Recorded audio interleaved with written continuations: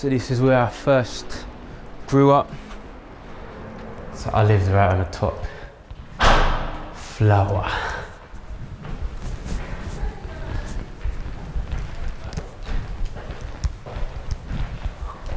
I like coming back here sometimes because it gives me the memories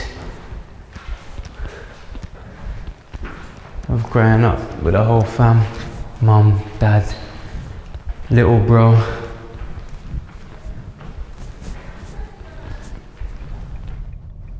I used to always get angry when my dad would send me down here because it's like a 5-10 minute walk from my crib. I used to hate doing chores. That's probably where the whole hands are made for working thing came in, because I used to hate doing my chores.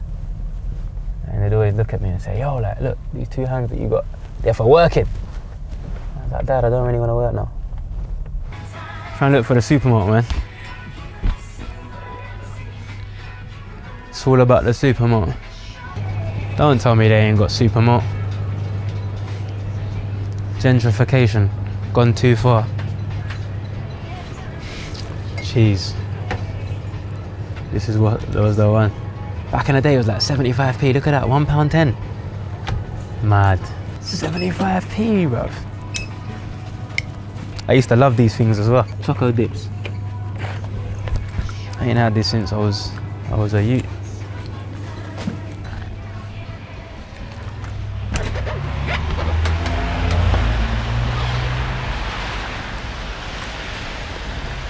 You wanna see a party trick?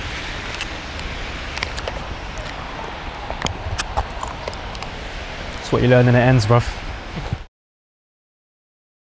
Estates have got negative connotations attached to them, and for a lot of the time it's true, like it does get tough around here. There are a lot of people from low income families, there are a lack of opportunities, and I guess people just find things to keep them busy, like, and that's not always good things that they find. But deep down, we're good people, man. Deep down it's a big family. Deep down everyone just wants better for their lives. But I guess the way the ends go sometimes, it's just loads of little decisions can take you down negative paths. But for me and my family, my dad always kind of instilled an attitude of like positivity, an attitude of faith, an attitude of hard work.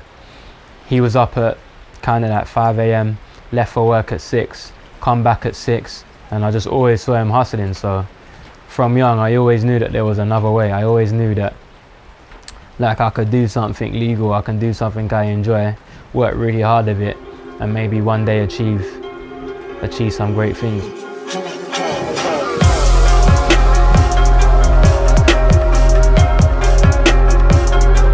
2008, I think it was, when we first met. I used to make music for a guy called Sammy G. Guvna loved his music, so he asked Sammy who'd made his music, and he passed him on to me. That's where we first started working together on the Narrow Road album, and Isaac had this idea for a track where he wanted to do a dance move with it. It was at the same time as Wearing My Rolex by Wiley, so it's this electro rap fusion thing. And yeah, Kingdom Skank was born out of, well, a lot of demos got put out. I think that might have been the 7th idea that made it to the actual album, so there's actually another kind of 6 sitting on my computer. His voice was a little bit high pitched, so even listening back to his earlier recordings, you can hear you forget obviously how much time has passed, and it just sounds more grown up now. So you just realise how young we both were back then.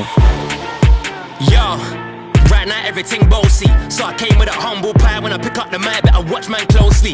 Got complacent, got content, got comfy, then got cozy. Now I'm back with a MacBook Pro and a brand new flow, might let that go, G. He's a good guy, and we just became really good friends, man. It's more than music with him, like.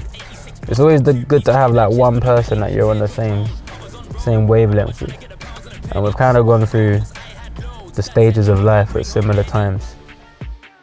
We were recording in the studio and he was in the booth, and it was actually on Summer in the Streets, which is the last track of that album, which features a sample of a song that was on a CD that was always in his dad's car. It was his favourite CD, So we've taken this song, we've sampled it and created this new song out of it.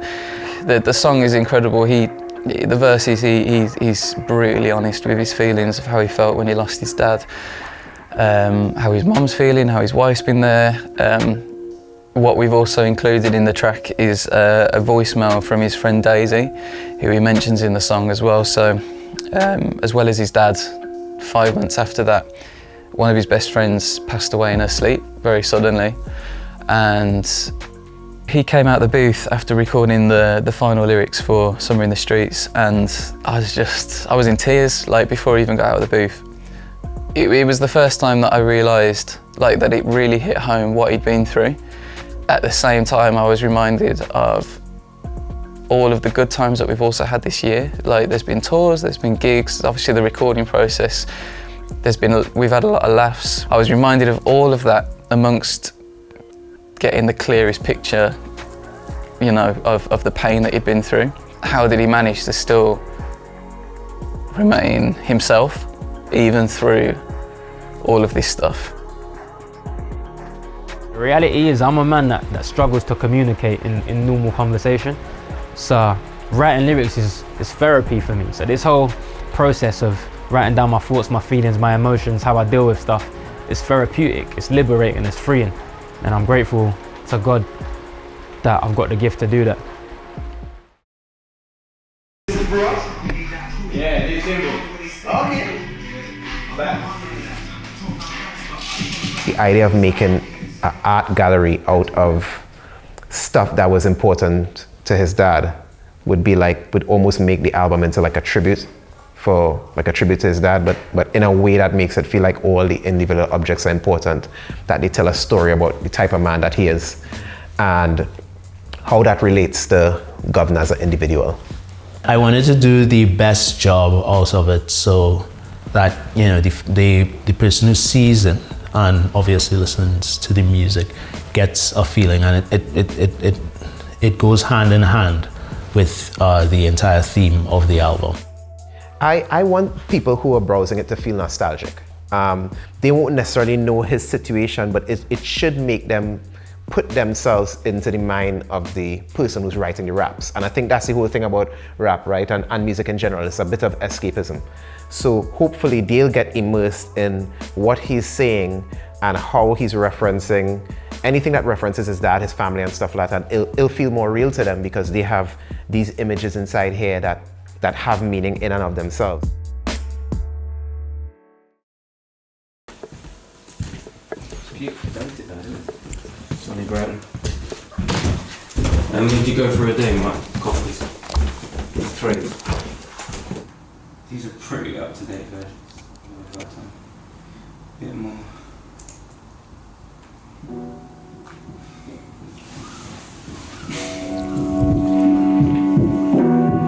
So the singer that's coming today,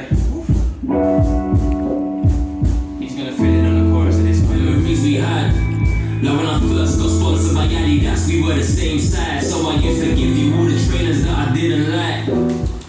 Take it or leave it. Yeah. Doesn't need that end section. Yeah. Does it get a bit long? Yeah. And just cut it where it's really strong. Yeah, great. Has Jimmy got that downstairs? Yeah. Gonna do some post-production after it as well. Fired up, I swear my faith got fired up. I said, Lord, you're higher up. Help my daddy rise up and fight tough. But he didn't. Time's up. So the album as a whole is about fatherhood. And then you did your cheeky little grin. / fatherlessness. No way. Yeah. This is so sick.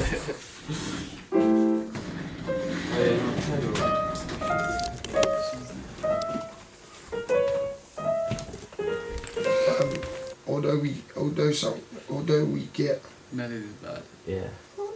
Although it like makes us weak.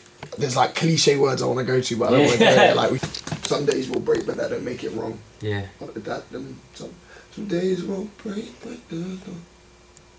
Whatever way you deal with the stuff that happens to you, it doesn't mean it's wrong to feel that way. and you're not really saying you're giving up. You're just saying. It's a natural way to feel, I guess. Yeah.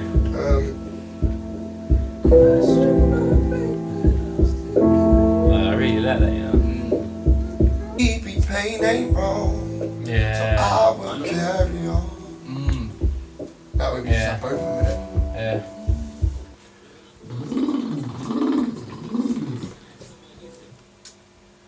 carry on. I'm losing patience, I'll still carry on.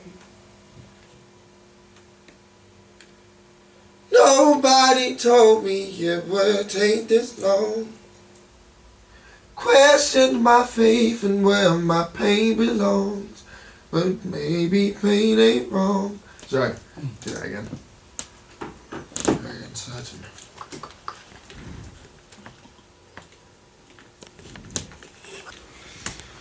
Sounds amazing. Yeah. What a voice. Bro, what a voice. Wow. I want this album to be like a father figure for people that grew up like me. Even if you didn't grow up like me, like, I want this album to be a father figure because I've realized how important father figures are. I want you to listen to this album and think, do you know what? It's fine to be angry. It's fine to be upset. It's fine to have questions with God. It's fine to celebrate sometimes. Like, I want this album to be a blueprint of how you deal with difficult situations. Like, it's cool to be angry. It's cool to deal with it how you want to, but there's always hope. There's always light at the end of the tunnel, man. I'm losing patience, I'll still carry on. I think it will be Guvna B that people haven't heard before. I think from track 1, from the intro, they're going to be touched by his honesty, vulnerability. The intro track, which features Sam Henshaw, just sets the tone for that album. It sets the tone in a number of ways. The soundscape of the song is awesome. The content and the raw lyrics that you're suddenly hit with from the intro kind of give you a sense of where Isaac's at before you hear the next track. This album is the best piece of work that I've ever done.